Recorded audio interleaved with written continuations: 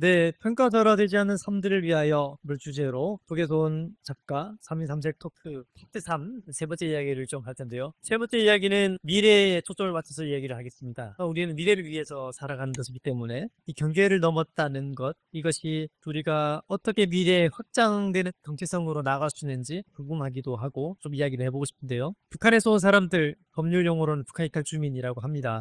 학자들은 원전 통일이다 라고도 이야기를 하죠. 과연 원전 통일의 삶을 살고 있는지는 좀 더 들여다봐야 할 테지만 북쪽에서의 삶, 또 남쪽에서의 삶, 이 서로 다른 삶들이 우리 내면에서는 끊임없이 충돌하고 또다시 융합하면서 새로운 정체성들을 또 만들어가고 있지 않나라는 생각들을 해봅니다. 저는 북한에서의 삶, 즉 우리의 과거의 삶이 지워야 하는 불편한 짐, 그렇게 돼서는 안 된다라는 생각을 합니다. 또 우리의 과거가 또 미래에 도움이 되는 것이어야 하지 않을까라는 생각을 하는데요.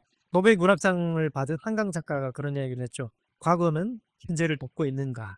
저는 우리가 북한에서 경험했던 경험들, 과거의 삶들이 현재를 살아가는 오늘의 도움이 되어야 한다라고 생각을 하고 또 미래에 더 큰 도움이 될 것이다라는 믿음을 갖고 있습니다. 저희 모두는 북한에서의 삶, 북한에서의 정체성, 또 한국에 살고 있기 때문에 한국에서의 정체성이 두 가지 정체성을 갖고 있잖아요. 즉 다중 정체성 또는 이중 정체성을 갖고 있는데 오원정 작가님께 좀 질문하고 싶은데 이렇게 우리의 이 다중 정체성이 앞으로 미래에 언젠가 오게 될 통일의 경쟁력이 될 수 있을까요? 네, 이런 질문을 해보고 싶어요. 그렇지 않을까요? 저는 그럴 거라고 확신합니다. 우선은 그 경험을 했다는 거, 그리고 많은 일반 남한 분들이 북한에 대해서 잘 모르잖아요. 근데 그 가운데서 번역을 해줄 수 있는 역할을 할 수 있다라고 생각을 합니다. 중요한 말씀하신 것 같은데요. 이소원 작가님은 어떻게 생각하세요? 비슷하게 생각을 하는데 어쨌든 저는 경험이 곧 자산이라고 생각을 하기 때문에 물론 통일이 참 쉽지가 않겠지만 언젠가는 오긴 오겠죠. 그래서 만약에 그 날이 온다면 저희가 할 수 있는 일은 분명히 있다고 생각하고 그리고 지금 당장 저희가 할 수 있는 일이 바로 이렇게 글 써가지고 글로써 어쨌든 남과 북 주민들을 한 현장에서 만날 수 있게 하는 게 저희가 지금 할 수 있는 일이 아닌가 생각합니다. 다음 질문과 좀 이제 연결이 되는 건데 어쨌든 남과 북의 사람들이 언젠가 함께 살 거라고 저는 믿어요. 북한에서 살다 온 사람들이 지금은 한국 사회에서 살아가고 있지 않습니까? 3만 4천 명이 좀 넘는 사람들, 북한 이탈 주민들이 있죠. 이들의 삶은 또 다른 측면에서 또 치열함이 있는 것 같아요. 새로운 곳에서 살아간다는 게 그렇게 수월하진 않으니까 어쩌면 당연한 어려움도 있지만 또 당연하지 않아야 될 어려움도 저는 더 있다라는 생각도 듭니다. 한국에서 살아갈 때 두 작가님께서 쓰시는 글들이 어떤 역할을 하고 있는지, 어떤 역할을 했으면 좋겠다라는 기대, 이런 것들이 있을 것 같은데, 두 분은 본인들의 글이 어떤 역할을 했으면 좋겠다라는 생각을 하시나요? 저는 좀 너무 분명한 것 같아요. 그래서 첫 번째 책 같은 경우는 북한 관련 내용이긴 하지만 저뿐만 아니라 정체성을 고민하는 분들이 꽤 많다고 생각을 하거든요. 그게 뭐 재외국민이 될 수도 있고 저희 같은 북한 이탈 주민이 될 수도 있고 그런 분들이 좀 보고 위로나 희망을 좀 얻었으면 하는 바람으로 1권은 썼고요. 두 번째 책은 이건 좀 더 명확하지만 이제 가정폭력, 성폭력 겪으신 분들이 제일 안타까운 게 그거예요. 생존해야 될 피해자들이 자꾸 목숨을 끊는 거. 그게 너무 저는 안타깝더라고요. 그래서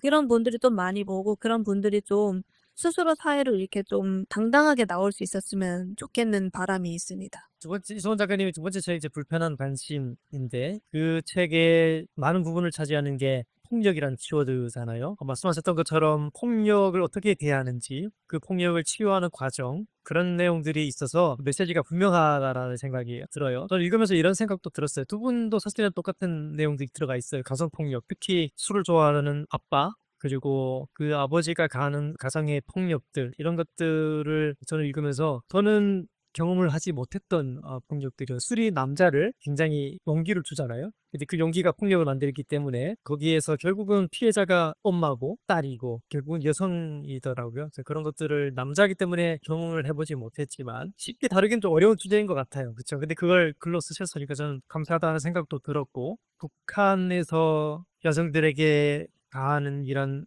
폭력들이 인지하지 못하는 폭력들이 또 많기도 하고 그분이 그런 것들을 용기 내서 꺼낸 것 같아서 대단하다라는 생각도 들었고 이 책을 통해서 오히려 단순히 북한에서 살았던 한 사람, 한 여성의 이야기가 오늘을 살고 있는 남한에서 남한 사람들에게 저는 또 다른 위로와 또 공감과 용기를 줄 수 있다라는 생각이 들어서 이 책을 꼭 읽어주셨으면 좋겠다 이런 말씀도 덧붙이고 싶은데요.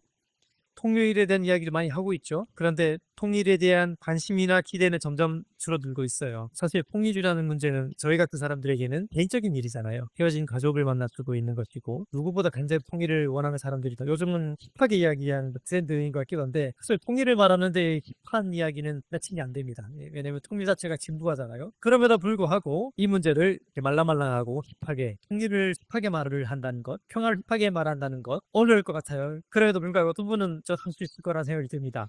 어떻게 하면 좋을까요? 예, 청년 작가로서. 개인적으로 제가 톡토크를 좀 많이 했었는데요. 그때마다 항상 받는 질문이긴 했어서 누구나 알듯이 통일이라는 단어 자체가 너무 큰 문제이기 때문에 통일이라는 것보다는 좀 먼저 왕래가 돼야 되지 않을까 이런 생각이 들고 결국에는 왕래가 되려면 통일이 돼야 되는 방법밖에 없다고 하면 그게 통일이겠지만 그보다는 사실 제가 개인적으로 여행을 좋아합니다. 그래서 여행이 가능한 나라여야 되지 않을까.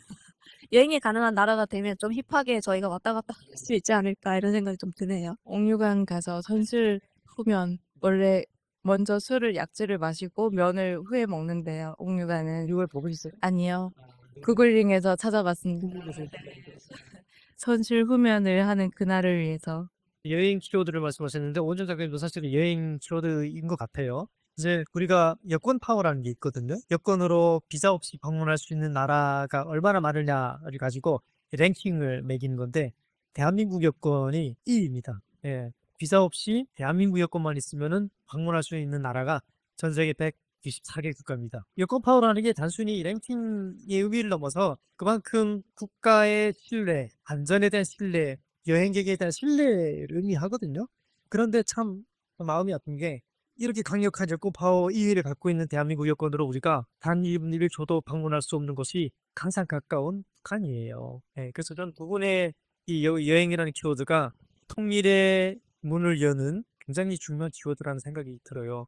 1분이라도 우리가 여행을 가볼 수 있다면 단 30분, 나가서 하루 이렇게 가볼 수 있다면 통일을 하는 건 금방이지 않을까라는 생각도 저는 해봅니다. 우리는 그런 꿈을 꾸어야 하지 않을까라는 생각이 드는데 우리 다 알잖아요. 다소 진부한 얘기이긴 합니다. 우리는 글로라도 그런 나를 만들면 좋겠다는 생각이 드는데요. 다음 질문으로 넘어가고 싶어요. 네, 우리 북한이탈 주민 사회에도 사실은 갈등이 많이 있죠. 그러다 보니까 수많은 경계들도 좀 만들어지고 우리는 아무래도 북한이탈 주민 사회 커뮤니티에 속해 있는 사람이기도 하니까 동시에 또 대한민국에서 대한민국 국민으로 살아가기 때문에 우리는 동시에 여러 가지 경계들을 마주하고 있을 것 같은데 두 분은 혹시 생각이 궁금해요. 어떠세요? 저는 작가 이전에 자영업자이잖아요. 작가로서 어떻게 그런 역할을 하는 것보다 오히려 이곳에서 하는 역할이 더 크다고 피부로 느껴지더라고요. 처음에 말씀드렸듯이 제가 북에서 왔다는 거 모르고 오셨다가 단골이 돼서 친해지고 책을 읽고 제가 북에서 온 걸 알고 저희 과거를 알고 남북한 문제에 대해서 거부감이 들고 관심이 없던 일들이 지인의 일이어서 지인의 고향이어서 더 북한에 가보고 싶고 이런 마음이 들었다고 얘기해 주시는 분들이 되게 많아요. 그러니까 그렇게 이렇게 접하는 일들이 저의 어떤 사명감이라고 저는 생각을 하고 민들의 홀씨 하나 같은 역할을 한다라고 생각을 해요.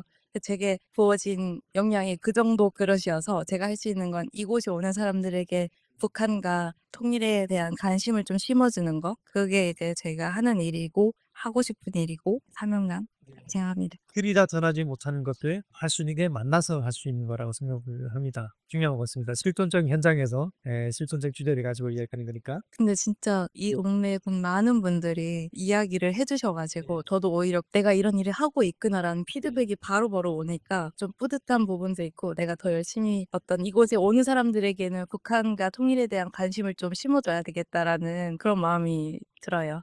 이 동네 인싸인가요? 꼭 그렇진 않은데 네, 카페는 많이 찾아주세요. 무언가 나는 이런 역할을 해야겠다 라고 생각을 해서 하기보다는 그냥 자연스럽게 하다 보니까 그 역할을 이미 감당하고 있는 거라는 생각이 들어요. 이소은 작가님은 어떠세요? 저도 비슷한데요. 개인적으로 제가 여기서 살아가는 삶 자체가 이미 그런 일을 하고 있는 거라고 생각을 해서 글 쓰는 것도 그 과정 중에 하나고, 그래서 저를 알고 있는 모든 한국인 분들, 그리고 이제 저를 통해서 알게 되는 분들이 막 있다면은 그분들이 저를 보고 편견을 안 가질 수 있도록 바르게 잘 살아야겠다라고 생각을 하고 열심히 잘 살고 있습니다. 사실 그냥 평범하게 살아가는 게 정말 어렵거든요. 특별한 것보다 평범해지는 게 더 어렵다라는 말이 있듯이 그 평범함 속에서 특별한 역할을 해내는 것, 저는 좀 그렇게 이해를 하고 싶고요. 두 분께서는 이미 그 역할을 하고 계신 거 아닌가라는 생각을 합니다. 정리를 하는 질문들을 좀 해보고 싶은데 어쨌든 지금 이 순간 북한에는 우리 가족들 또는 친구들, 이웃들이 남아 있을 테고 어떤 그분들에게 편지를 못 보내지만 보낼 수 있다면 전하고 싶은 말들도 있을 것 같아요. 동시에 한국에서도 수많은 사람들이 여러 가지 어려움을 겪고 있다고 생각을 해요. 여전히 방황한 청년들도 있을 것이고 북한에서 경험했던 기억을 가지고 한국에서 어려움을 겪는 친구들이 있다면 북한, 남한 양쪽에 좀 혹시 자신만이 전하고 싶은 말이 있다면 부탁드립니다.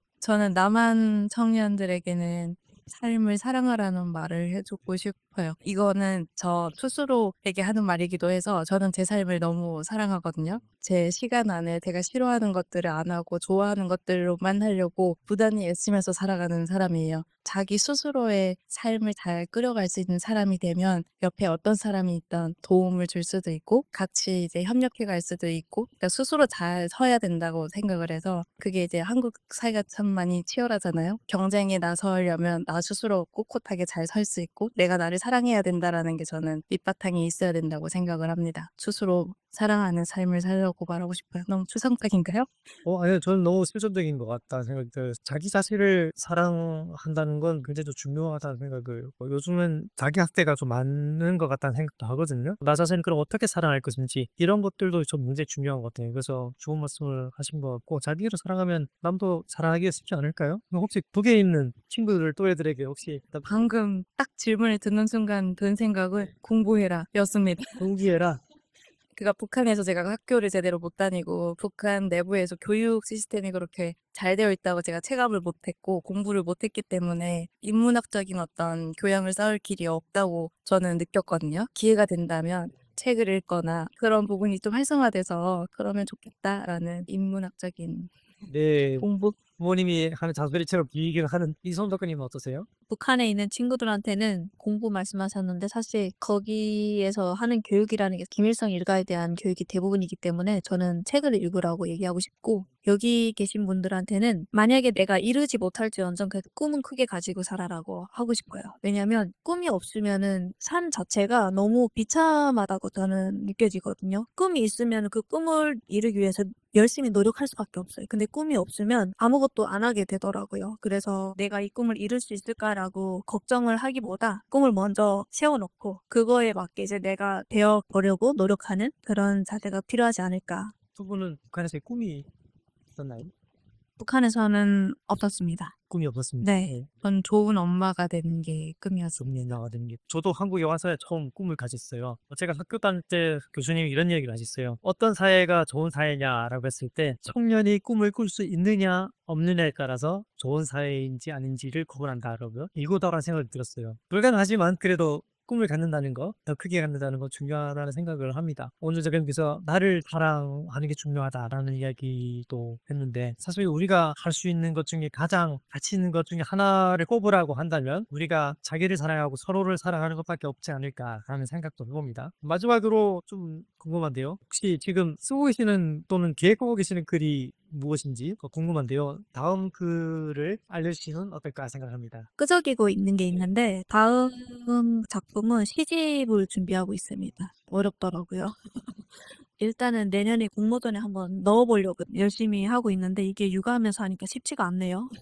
겹치네요. 아, 오은영 작가님은 사실은 시인이기도 하죠. 등단하셨잖아요. 네, 제가 준비하는 글도 올해 안에 시화선집을 내고 싶었는데 그림도 그리고 있다 보니까 시를 처음에 시작할 때는 뭣 모르고 시작해서 막 열심히 써서 시집도 냈거든요. 근데 조금 배우면서 이제 쓰지 못하겠더라고요. 눈은 높아졌는데 필력이 안 따라와서 에세이를 쓰고 다시 시 공부를 좀 해봐야 되겠다라고 마음 먹고는 있는데 생각처럼 잘 써지지 않아서 우선은 그림과 시가 담긴 책을 내는 게 목표고 그림을 좀 더 잘 그리고 싶어서요. 전시를 그냥 꾸준히 하는 게 우선 또 다른 목표고 오시는 분들이 이상한 나라에서 왔습니다. 이 편이 안 나오냐고 그것도 한번 좀 고민해보고 써야 되지 않을까 싶습니다. 시청자분들께서 또 미래 독자분들께서는 이소은 작가님의 다음 이야기 또 시, 또 원정 작가님의 또 시와 전지 만날 수 있기를 기대해 봅니다. 오늘 평가절하되지 않는 삶들, 저희 무슨 의미일까라는 생각이 들 수도 있을 텐데요. 모든 삶은 가치 있고 소중하다라고 생각을 합니다. 누군가의 삶이 드질없는 삶이 되고 삭제를 해야 되는 삶이 되고 평가절하되는 삶이라면 그것은 불행하다라는 생각이 들고요.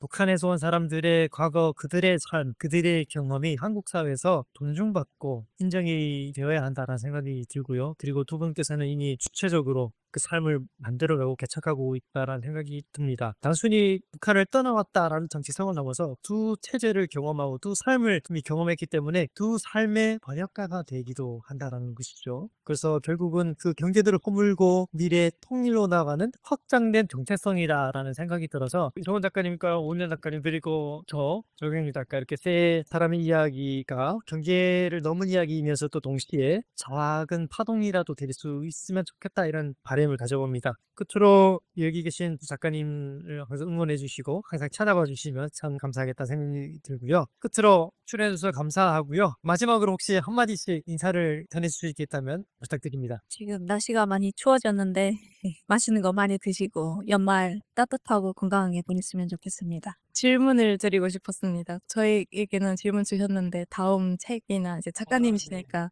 홍보가 어떻게 되실까요? 네, 저는 다음 책은 소설로 쓰고 싶습니다. 예, 에세이를 펴냈는데 다음은 이제 소설로 좀 더 이제 대중들의 삶에 가까워지는 이야기를 좀 해보고 싶은 욕심이 있어서 역시 육아하다 보니까 글 쓰는 게 쉽지가 않더라고요. 예, 다음에 글로 다시 인사드릴 수 있으면 참 좋겠다라는 생각을 해봅니다. 오늘 작가님, 이소은 작가님 오늘 함께 해주셔서 감사합니다. 감사합니다.